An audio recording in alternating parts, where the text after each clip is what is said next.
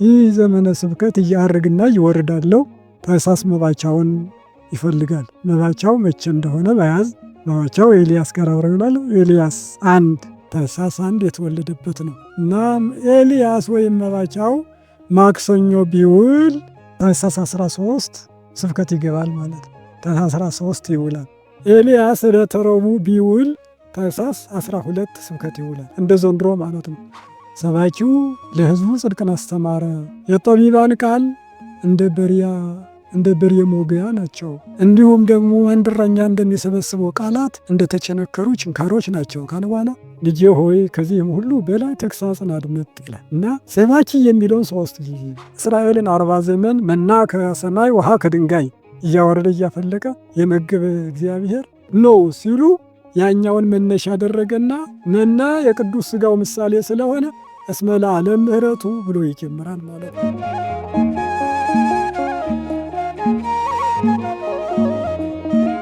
በስመ አብ ወወልድ ወመንፈስ ቅዱስ አሐዱ አምላክ አሜን። እግዚአብሔር አምላካችን በሰማይ በምድር የሚመሰገን በምድር በደቂቀ አዳም የተመሰገነ ይሁን። አስቀድሞ ለነቢያት ኦሪትን ያናገረ ኋላም ለሐዋርያት ወንጌልን ያስተማረ ለሰለስቱ ምዕት ጉባኤውን የመራ የመከረ ለደሙ ቤተ ክርስቲያን የተከለ ስልጣነ ክህነትን ለካህናት የሰጠ እግዚአብሔር አባታችን አምላካችን ይክበር ይመስገን። ሰላም እግዚአብሔር ይድረስላችሁ። እንደምን ሰነበታችሁ? እግዚአብሔር አምላካችን ስሙ አይወጥቶ እስከሚጠልቅበት ድረስ የተመሰገነ ይሁን። ዛሬ የምንናገረው ዘመነ ስብከት በሚል ይሆናል። ዘመነ ስብከት አሰባበክ፣ መስበክ፣ ሰበካ ተብሎ ይነገራል። የስብከት የአሰባበክ ዘመን ማለት ነው። ዘመነ ስብከትን ከማለት በፊት ወርሃ ታኅሳስ ይባላልና ወርሃ ታኅሳስ ስለገባን ሐሳስ ፈለገ መረመረ ከሚል ከሁለት አማርኛ ግስ ከግዕዝ አንድ ግስ የሚወጣ ነው። ታኅሳስ ማለት ባዕድ ዘር ይባላል። ካም በኋላ ስላመጣ ማለት ነው። እንግዲህ የምርምር ወይም ደግሞ የፍለጋ ወር ብለውታል አባቶቻችን። ይኸውም የሆነው ከባቢሎን ፋርስ ጀምሮ ሰብአ ሰገል እየፈለጉ ማለት ቤተልሔምን እየፈለጉ የመጡበት ስለሆነ አባታቸው ዘደረሸት በሰጠው አቅጣጫ የኮከቡን ጨረር እየተመለከቱ ኮከብ ቤተልሔም ያደረሳቸው በመሆኑ የምርምር በኮከቡ የፍለጋ በእግር ተጉዞ መምጣታቸው የምርምር ወይም ደግሞ የፍለጋ ወር በሚል ይነገራል። ታኅሳስ አባቶቻችን ከግዕዝ ወራቱን ሲያወጡት ትክክለኛ የነበረውን ታሪክ እንዳንረሳ የሚያስተምር የሚመክር አድርገው ነው ያወጡን እና ታኅሳስ በዚህ አይነት ይነገራል። ማቴዎስ 2:1-7 ድረስ ያለው ታሪኩን ባጭሩ ይነግረናል። ወርሃ ታኅሳስ ቡሩክ ወሰዓተ መዓልቱ ተስዓቱ ይላል። የታኅሳስ ወር የተባረከ ነው፣ የቀኑ ሰዓት 9 ሰዓት ነው ይላል ስንክሳር። እና ይሄ 9 ያለው ከየት አንስተው ነው ሲባል መስከረም ላይ 12 ብለን ነበር። ቀኑም ሌሊቱም 12 ነው። ቀኑ እየቀነሰ ይሄድና አሁን ታኅሳስ ላይ ሲደርስ 9 ሆነ ማለት ነው። መስከረም 12 ከነበረ ጥቅምት 11 ሆነ ማለት ነው። ህዳር 10 ነበረ ማለት ነው። ታኅሳስ 9 ሆነ። ከ9 አይወርድም ማለት ነው። ቀኑ እስከዚህ ድረስ ይሄዳል እስከ 9። ሌሊቱም 12 ከነበረ መስከረም ላይ ጥቅምት ላይ 13 ሆነ። ህዳር ላይ 14 ሆነ። ታኅሳስ ላይ 15 ሆነ ማለት ነው። 15 አይበልጥም፣ ከ9ም አይሆንስም። ከእንግዲህ ወዲህ ያለው ደግሞ ቀኑ እየረዘመ እና መጋቢት ላይ 12 ይሆናል። ቀኑ ሰኔ ላይ ሲደርስ 15 ይሆናል ማለት ነው እና ይለዋወጣል። አሁን ዛሬ ቀኑ 9 ሌሊቱ 15 መሆኑ ታኅሳስ ወር ገበሬው ያውቀዋል። የጀንበር ፀሐይ ይላል እና በዚሁ አይነት ሁሉም መታወቅ ስላለበት ነው ገደቡን ስለያዘ እና በዚሁ እንደጀመርነው ዘመነ ስብከት የሚባለው ከታኅሳስ 7 እስከ 13 ለ7 ቀናት ብቻ የሚነገር ነው። 7 ቀናት ዘመነ ስብከት ተብለው ይነገራሉ። ይህ ዘመነ ስብከት እያርግና ይወርዳለው ታኅሳስ መባቻውን ይፈልጋል። መባቻው መቼ እንደሆነ በያዝ መባቻው ኤልያስ ጋር አብረው ይውላል። ኤልያስ አንድ ታኅሳስ 1 የተወለደበት ነው እና ኤልያስ ወይም መባቻው ማክሰኞ ቢውል ታኅሳስ 13 ስብከት ይገባል ማለት ነው። ታኅሳስ 13 ይውላል።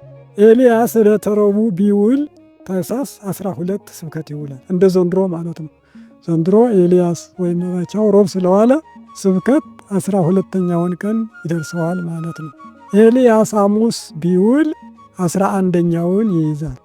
ኤልያስ ዓርብ ቢውል 10ኛውን ቀን፣ ኤልያስ ቅዳሜ ቢውል 9ኛውን ቀን፣ ኤልያስ 8 ቀን እሁድ ቀን ቢውል 8ኛውን፣ ኤልያስ ሰኞ ቀን ቢውል 7ኛውን ያገኛል ማለት ነው። ስለዚህ ከ7 አይወርድም፣ ከ13ም አይወጣም። በሰባቱ ዕለታት ብቻ ኤልያስን ይዞ በዚህ ማውጣት ይቻላል ማለት ነው። ከነዚህ ውጭ እዚህ ላይ አይቀደስም። ስብከት እሁድን ካልዋለ እሁድ ካልደረሰ በቀር አይቀደስም። አንዳንድ ደብሮች ታኅሳስ 7 ጀምሮ ስብከት ገብተዋል ተብሎ ስለሚታወጅ ብቻ እዝል የሚቀድሱ አሉ። አይቀደስም። ስብከት ተብሎ እሁድ ካልተዘመረ እሁድ ካልዋለ በቀር አሁን በቆጠር ነው ስርዓት እሁድ ከዋለ በኋላ ግን እዝል ይገባል፣ ቅዳሴው ይለወጣል ማለት ነው። እሁድ እስኪደርስ 13 ከሆነ ግን ስብከት ሰኔ ታኅሳስ 12 ድረስ ግዕዝ ነው ማለት ነው ቅዳሴ እና በዚሁ አይነት እያርግ እየወርድ ይነገራል ማለት ነው። ይህችን ሳምንት አባቶች ከአብርሃም እስከ ዳዊት የነበረው 14 ትውልድ ምሳሌ ናት ይላሉ። ከአብርሃም እስከ ዳዊት 14 ትውልድ ማቴዎስ 1 ቁጥር 1 እስከ 6 ያለው ስንመለከት እስከ ዳዊት ድረስ ያለውን ዘመን ትይዛለች። በዚህ መካከል ምን አለ? ሙሴ አለ ማለት ነው። ንሰብክ ወልደ ተሰብከ በኦሪት እያለ ሙሴ የእግዚአብሔርን ስም የጻፈበትና መጻሕፍት መጻፍ፣ መሰበክ፣ ሰዎችን ማስተማር የተጀመረበት ዘመነ መሳፍንት ስለሆነ በሙሴ ዘመን ይጨርሳል። ስለዚህ ነው ዮሐንስ ወንጌል 1:45 ላይ ወይቤሎ ፊልጶስ ለናትናኤል ረከብናሁ ለኢየሱስ ዘይብልዎ ወልደ ዮሴፍ ዘጸሐፈ ሙሴ ውስተ ኦሪት ወነቢያት ተነበዩ በእንቲአሁ አለው። ጓደኛው ፊልጶስ ጓደኛው ናትናኤልን አግኝቶ ምን አለው? አይሁዶች ዮሴፍ ልጅ የሚሉትን ሙሴ በኦሪት ውስጥ የጻፈለትን ነቢያት ትንቢት የተናገሩለትን ኢየሱስን አግኝተነዋል አለው። ይክልኑ ይጻ ምናዝሬት ከናዝሬት ይክልኑ ይጻ ሄረ ምናዝሬት ደግ ሰው ከናዝሬት ሊወጣ ይችላልን? እንዴት ይሆናል? የወንበዴ ሀገር ነበረች ይባላል በትርጓሜ። ምሁረ ኦሪት ነውና መከራከር ቢሳነው መልስ መስጠት ቢያቅተው ማርአይ መተህ እውነትም ውሸትም እንደሆነ መተማየት ትችላለህ አለው። ናትናኤል ተከትሎ ተደና ገና ኢየሱስ ክርስቶስ ከሩቅ አይቶ አማን እስራኤላዊ ዛልቦ ጽሕሉት ውስተ ልቡ በልቡ ውስጥ ሽንገላ የሌለበት እውነተኛው እስራኤላዊ ይህ ነው አለ። ባይቴ ታምረኒ የት ታውቀኛለህ አለው። እምቅድመ ይጸውዑ ከፊልጶስ አምረክ እንታይተ በለስ እንታይተ ጸበል ከጸበለስ ስር ሳለህ ፊልጶስ ሳይጠራህ አውቃለሁ። እናትህ ሕፃናት ሲያልቁ በቀፎ አድርጋ በበለስ ላይ ሰቅላ እንደነበረ ሌላም ሌላ ታሪክ እንዳለ በጸበለስ ስር የሰራኸው አውቃለሁ አለ። ከዚህ ተረድቶ አንተ የእስራኤል ንጉሥ ነህ የእግዚአብሔርም ልጅ ነህ ብሎ አይሁድ ገና በሕፃንነቱ የተወለደው የአይሁድ ንጉሥ የት ነው እያሉ በልጅነቱ በሕፃንነቱ መንግስትነቱ የታወጀውን ንጉሠ ነገሥት እግዚአብሔርን የእስራኤል ንጉሥ ነህ ብሎ እንደገና ገና በመጀመሪያ ሲሆን መስክሮለታል የእግዚአብሔር ልጅ መሆኑንም እንዲሁ እና በዚህ አሁን የምናየው ምን ዘጸሐፈ ሙሴ ውስተ ኦሪት በኦሪት ውስጥ ሙሴ የጻፈለትን ነቢያት ትንቢት የተናገሩለትን ብሎ ፊልጶስ ለጓደኛው የነገረውና መርቶ ወስዶ ለኢየሱስ ያስረክበው ይህ በመሳፍንት ዘመኑን ለማስታወስ ወይም ደግሞ ለማናገር ጥንተ ስብከቱ እዚያ ነው። ስብከት ይባላል። እግዚአብሔር እርግጥ ሰዎችን ትቶ አያውቅም፣ ይታወቃል። ምንድን ነው? ሰዎች ባሉበት ሁሉ ኃጢአት በሰሩበት ሁሉ ሰባኪ ይልካል። ለሰብአ ትካት ኖኅም ሄዶ እንደነበረ እንረዳለን። ሊቀ ሐዋርያት ጴጥሮስ ምንድን ነው የሚለው? በሁለተኛው መልእክት ምዕራፍ 2 ቁጥር 5 ላይ ከሌሎች 7 ነፍሳት ጋር ጽድቅ የሚሰብከውን ኖኅን አድኖ በኃጢአተኞች ዓለም የጥፋትን ውሃ ካዘነመ ከሶዶምና ከገሞራ ምሳሌ አውጥቶ ሎጥን ካዳነ ይላል እና ከሶዶም ከገሞራ ክፉ ሰዎች ይልቅ የሚገፋ ሎጥን ጽድቅ የሚሰብከውን ኖኅን ከሰብአ ትካት ካዳነ የሚሰብክ ኖኅ ተልኮ ነበር ማለት ነው። እግዚአብሔር እመጣለሁ ብሏል፣ ንስሐ ግቡ አላቸው። መቼ እመጣለሁ አለ? 120 ዘመን ቆይቶ ወዲያስ 100ውን በልተን ጠጥተን ደስ ብሎን 20ውን ዓመት ንስሐ እንገባለን አሉ። እምቢ አሉ ማለት ነው። እሱ ግን ተመልሶ መርከቡን መስራት ጀመረ። በ100 ዘመን እግዚአብሔር ማያህን አመጣና ሁሉም ፍጥረት ተደመሰሰ። እሱ ግን ለራሱና ለቤተሰቡ ብቻ አይደለም እንስሳትን፣ አራዊትን፣ አዕዋፋትን ሌላውንም ሁሉ ፍጥረት ለማትረፍ ዳግማዊ አዳም ተብሎ ወይም ደግሞ እንደገና ፍጥረት እንዲቀጥል ከእግዚአብሔር ጋር የተናገረ ጽድቅ የሚሰብክ እውነተኛ ሰባኪ ነበረ ማለት ነው። ዮናስ ትንቢተ ዮናስ ምዕራፍ 3 ቁጥር 1 ላይ ዮናስን እንዲሰብክ ወደ ነነዌ ላከ ይላል። ቅዱስ ያሬድያን ወስዶ ወፈለውክዎ ለዮናስ ብሔረ ነነዌ ከመ ይስብክ ሎሙ ይሰብክላቸው ዘንድ ዮናስን ወደ ነነዌ ላኩት አለ እግዚአብሔር ብሎ ይቃኛል እና እግዚአብሔር ወደ ሩቅ አገር ወደ ነነዌ ዮናስን እምቢተኛ እንኳ ቢሆን በነፋስ ወታደር በማይበል ጭፍራ አስይዞ በአንበሪ ሰረገላ በደነው ደርሶ እንዲሰብክ አድርጓል። ሩቅ አገር ወደ ግብፅ ሙሴና አሮንን ልኮ አሰብኳል። ታቦት አስይዞ የሳዶቅ ልጅ አዛርያስን ታቦት አስይዞ ከንጉሠ ነገሥት ሚኒልክ ጋር ቀዳማዊ ሚኒልክ ጋር ወደ ኢትዮጵያ ልኳል። እነዚህ ሁሉ ከሩቅ አገር ሄደው ለመስበክ አርአያና ምሳሌ የሆኑ ናቸው። ማርቆስ 16:15 ላይ ወይቤሎሙ ሁሩ ውስተ ኩሉ ዓለም ወስብኩ ወንጌለ ለኩሉ ፍጥረት፣ ወደ ዓለም ዳርቻ ድረስ ሂዱ ለፍጥረት ሁሉ ወንጌልን ስበኩ አላቸው ነው የሚለው። ማንን አርአያ አድርገን እንሄዳለን እንዳይሉ አሁን የቆጠርናቸው ሁሉ ሄደው አስተምረዋል። ስለዚህ ሐዋርያት ነቢያትን አብነት በማድረግ እስከ ዓለም ዳርቻ ድረስ ዙሮ ያስተማሩት በዚህ መሰረት ነው። ያልሰሙትንስ እንዴት ይቀበላሉ? ያለ ሰባኪስ እንዴት ያምናሉ? ይላል ሐዋርያው ጳውሎስ። ወፎ ይሰብኩ ዘየተፈነወ ሐዋርያ ሀቤሆሙ ሮሜ 10:14 ጀምሮ ያለ ሰባኪስ እንዴት ያምናሉ? ምክንያቱም ነቢያት ሐዋርያት ሄደው ካልሰበኩ፣ ሊቃውንት ሄደው ካልሰበኩ ያለ ሰባኪ እንዴት ያምናሉ እንዳለ አንደኛ ቆሮንቶስ 1:22 ላይ አይሁዶች ምልክትን ይሻሉ፣ የግሪክ ሰዎች ጥበብን ይፈልጋሉ፣ እኛ ግን ንሕነሰ ንሰብክ ክርስቶስ ኀበ ተሰቅለ፣ እኛ ግን የተሰቀለውን ክርስቶስን እንሰብካለን ይሉና በእውነት ስብከት በአባቶች ነቢያትም በሐዋርያትም እግዚአብሔር ከነሱ ላይ አድሮ የዓለምን ሕዝብ ሲሰብክ ኖሯል ማለት ነው። መክብብ 12:8 ላይ ሰባኪው ይላል። ሰባኪው ከንቱ ከንቱ ዓለም ሁሉ ከንቱ ነው ይላል። ሰባኪው ጠቢብ ስለሆነ መረመረና ቃላትን ሁሉ አስማማ። ሰባኪው ለሕዝቡ ጽድቅን አስተማረ። የጠቢባን ቃል እንደ በሬ ሞገያ ናቸው። እንዲሁም ደግሞ አንድ እረኛ እንደሚሰበስበው ቃላት እንደተቸነከሩ ችንካሮች ናቸው ካለ በኋላ ልጄ ሆይ ከዚህም ሁሉ በላይ ተግሣጽን አድምጥ ይላል እና ሰባኪ የሚለውን 3 ጊዜ ሰባኪው ከንቱ ከንቱ ሁሉም ከንቱ ነው ይላል። እንደገና ሰባኪው ጥበበኛ ጠቢብ ስለሆነ መረመረና ቃላትን አስማማ፣ አዘጋጀ። እንደገና ሆኖ ሰባኪው ለሕዝቡ ጽድቅን አስተማረ ብሎ የሚያስተምረውም ቃለ እግዚአብሔር እንደ በሬ ሞጊያ እንደተቸነከረ ችንካር ከልብ የሚሰርጽ ትክክለኛ እንዲሆን የሚለውን ነው ሶሎሞን የሚነግረን። ገጣሚው ምንድን ነው ያለ? የሰባኪው መዓዛ የስብከቱ ጣዕም ለይቶ ማሳየት ክፉና መልካም ይላል። የሰባኪው መዓዛ የስብከቱ ጣዕም ለይቶ ማሳየት ክፉና መልካም። ሰባኪ ተብሎ ክፉውን ለይቶ መልካሙን ለይቶ ካልነገረና ስምና ወርቁን ለይቶ ካላስጨበጠ እንዲሁ ዝም ብሎ ተረት ወሬ ወይም ንግግር ነው የሚሆነው እና ሰባኪው የሚያደንቀው ይህ ነው። ቀሳውስት ተሰብስበው ወደ አለቃ እያሌው ሄዱና አባታችን የስብከት ዘዴ እንዲያስተምሩ ብለን መጣን አሉ ይባላል። የስብከት ዘዴ እንዲያስተምሩን፣ እሳቸውም ሰምተው ስብከት ዘዴ የለውም አሏቸው። ስብከት ዘዴ የለውም፣ ስብከት ዘዴ የለውም፣ ተሰጥኦ ነው፣ ጸጋ ነው ለማለት ነው። ከእግዚአብሔር ካልተሰጠ በቀር በዘዴ አይሆንም። ጾም በሁዳዴ ኖሮ በዘዴ ይላሉ ምዕመናን። ኖሮ በዘዴ ሊኖር ይችላል እንደ እያንዳንዱ ሰው ስርዓቱ ክፍሉ ብቻ ስለሆነ፣ ስብከት ግን የእግዚአብሔር ጸጋ ነው በማለት ሊቁ ነግሯቸዋልና ዘመነ ስብከት ይባላል። ሌላው ስብከት ያሰኘው የአድባራት የገዳማት ምህላ መጀመር ነው። አፄ ገብረ መስቀል ይላል ጥዑመ ልሳነ ርእሰ ደብረ ካሳ እንደጻፉት ዜማውን ያሬድና ዜማው በሚለው መጽሐፍ ያሬድና ዜማው እንደሚተነትነው አፄ ገብረ መስቀል የቅዱስ ያሬድን ድርሰት ያዙና ጻፉ፣ በመዛግብት አስቀምጡ ለሚመጣው ትውልድ ብለው አዋጅ ነገሩ ይላል። ካህናት ግን በመቀኝነት እምቢ አሉ። እጅ እግሩን ለስራት አልታሰረ፣ ጀርባውን ለግርፋት አንገቱን ለስለት አልሰጠ፣ ምን ተጋደለ ብለን ነው የቅዱስ ያሬድን ድርሰት የምንጽፈው? አንጽፍም አንቀበልም አሉ።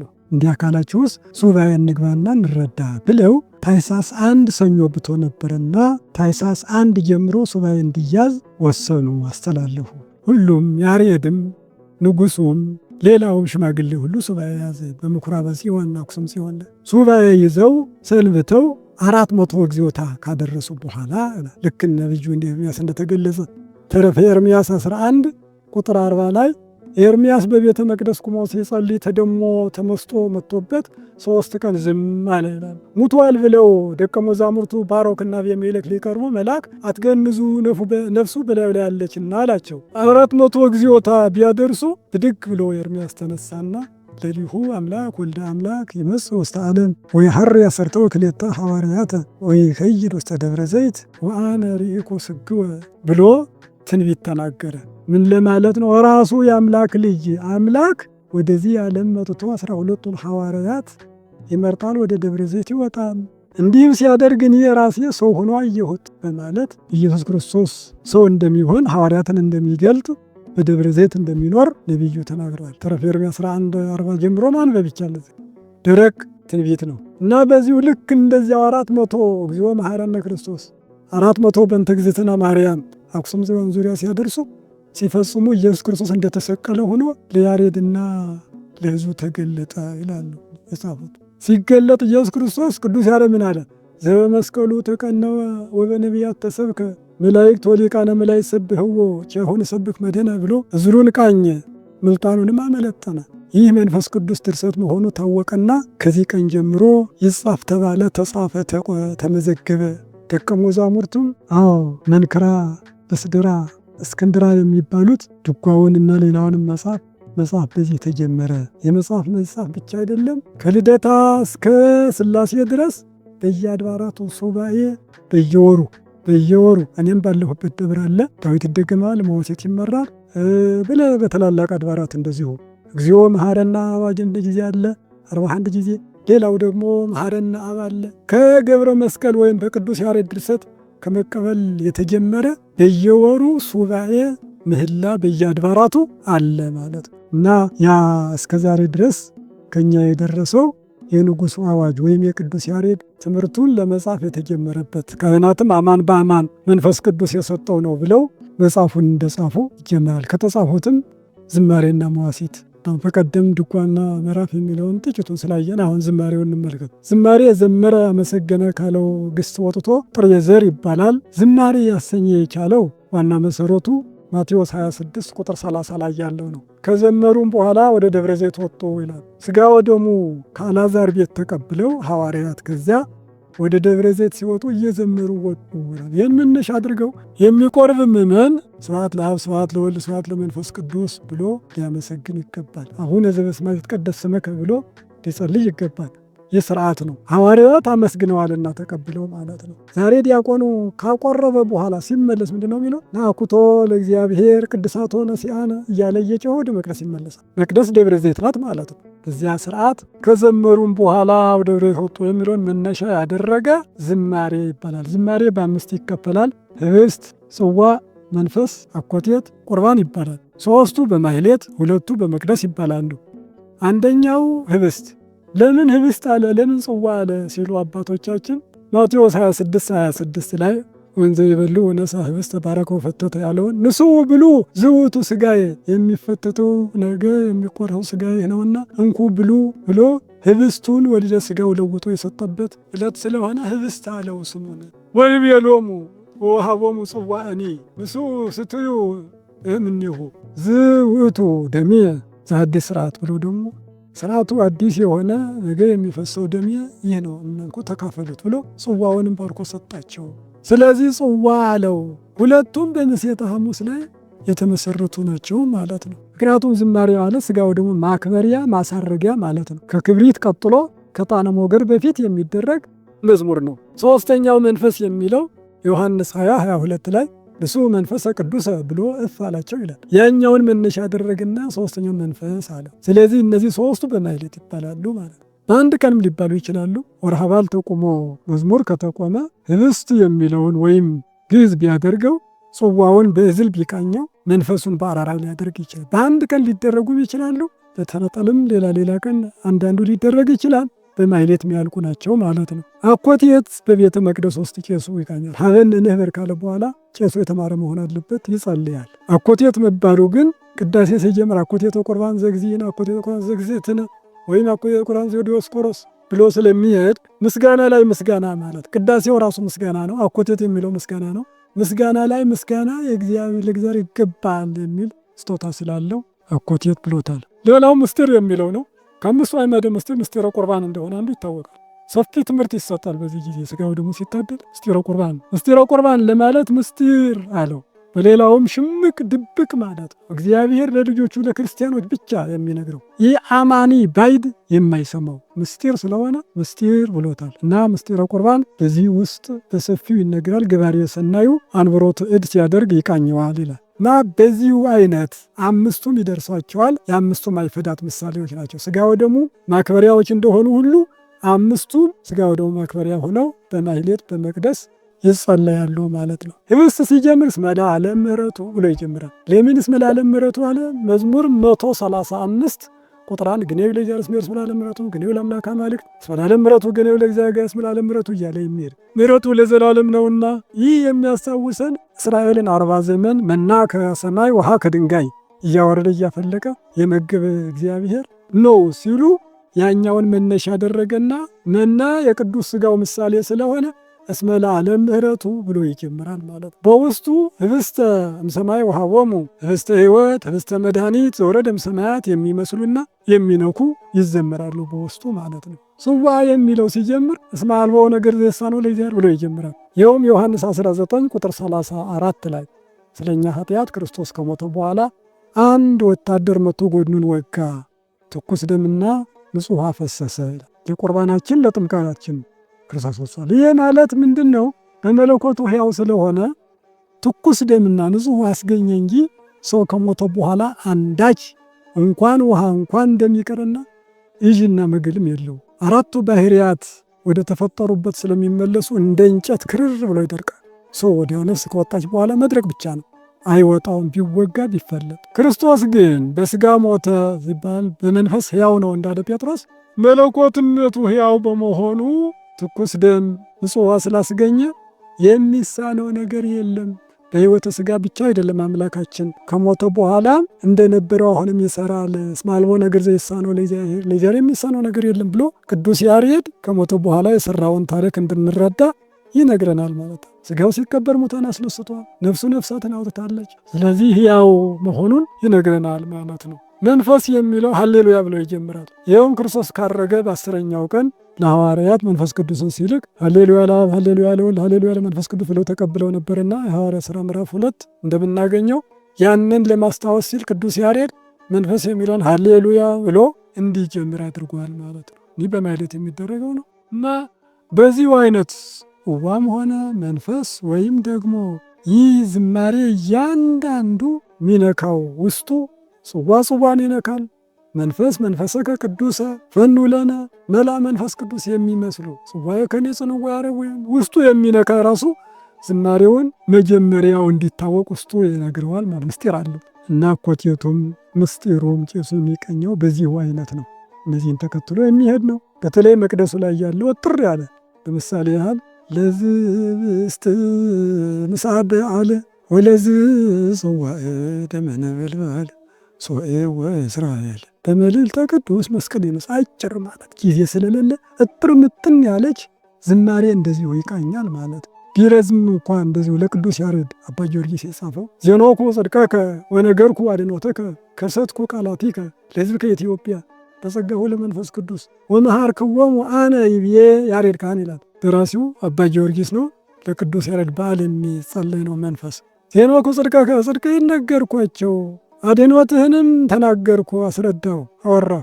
ቃላቶችህን ለኢትዮጵያውያን ሕዝቦች ነገርኩ፣ የሸሸጉት የለም ገለጥኩ አለ ሁሉም። በጸጋሁ ለመንፈስ ቅዱስ ወመሃርክዎሙ በመንፈስ ቅዱስ ጸጋ እኔ ካህኑ ያሬድ አስተማርኩ አለ ብሎ አባ ጊዮርጊስ ዝማሬ ነግሮናልና ዝማሬ ባጭሩ በ5 ቢከፈልም ይህን ይመስላል። ሌላው መዋሥዕት ነው። አውስአ መለሰ ካለው የተገኘ ምልልስ ማለት ነው። ምክንያቱም ዳዊቱን በዚህ ሲቃኝ መጀመሪያ ሲመራ፣ በዚህ ደግሞ ዳዊት መጀመሪያ የሚያደርገው ሕዮምኒ ይሃድር ውስተ ጽላሎትከ ብሎ ይጀምራል። ዘይገብር ከመ ኢይታወክ ለዓለም ብሎ በዚህ መጨረሻው ነው። ስብሐት ለአብ ወወልድ ወመንፈስ ቅዱስ ያለ እንደሆነ በዚህ ለዓለም ወለዓለመ ዓለም ብሎ ይመልሳል። ስለዚህ ምልልስ የሚለውን ስም ይዟል። ሌላው ትርጓሜ ሰዋስወ ነፍስ ይሉታል። 7 ሰማያትን አልፋ ቅድመ እግዚአብሔር የምትሰግድበት ስለሆነ የነፍስ መሰላል መዋጠጫ ብለውታል አባቶች። እና ምልልስ በሚለው እንኳ ብንሄድ መዝሙር 14ን መነሻ አድርጓል። ሕዮምኒ ይሃድር ውስተ ጽላሎትከ ወመኑ ያጸልል ውስተ ደብረ መቅደስከ ብሎ ነብዩ ዳዊት ይጠይቃል። ጠያቂ ነው። መንፈስ ቅዱስ ይመልስለታል። ዘይሐውር በንጹሕ ወይገብር ጽድቀ ወዘይነብብ ጽድቀ በልቡ ወዘይጓሂለወ በልሳኑ ወዘይገብረ እኩየ ዲበ ቢጹ ወዘይመሐል ወዘያጽአል አዝማዲሁ ብሎ መንፈስ ቅዱስ ይመልሳል። በንጽሕና የሚሄድ በድንኳን ማን ያድራል፣ በቤተ መቅደስ ማን ያድራል ብሎ ነብዩ ዳዊት ጠይቋል።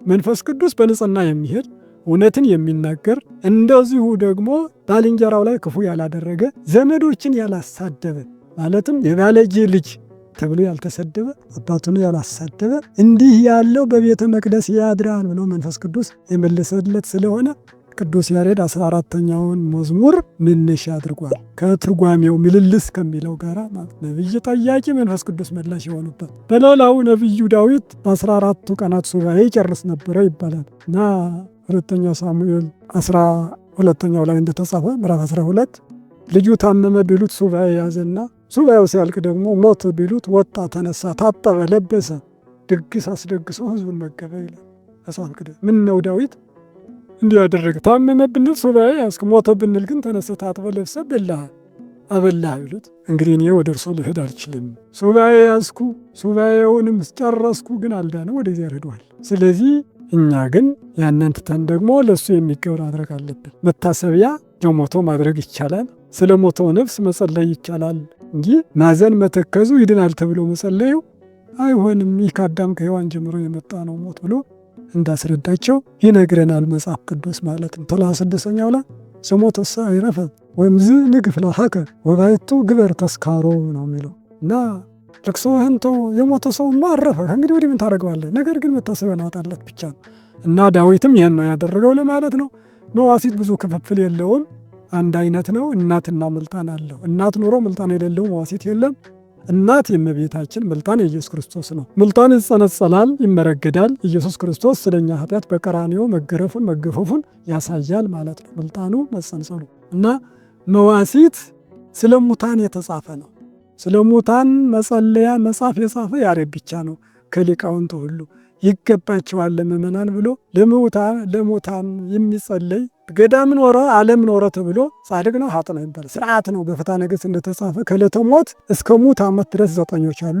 እነዚያ 9 ይቃኝባቸዋል መሪጌታው። ዳዊት ደግሞ መሪጌታ መዋሲት እንደገና ይመራል ማለት ነው ለሙታን የሚጸለይ።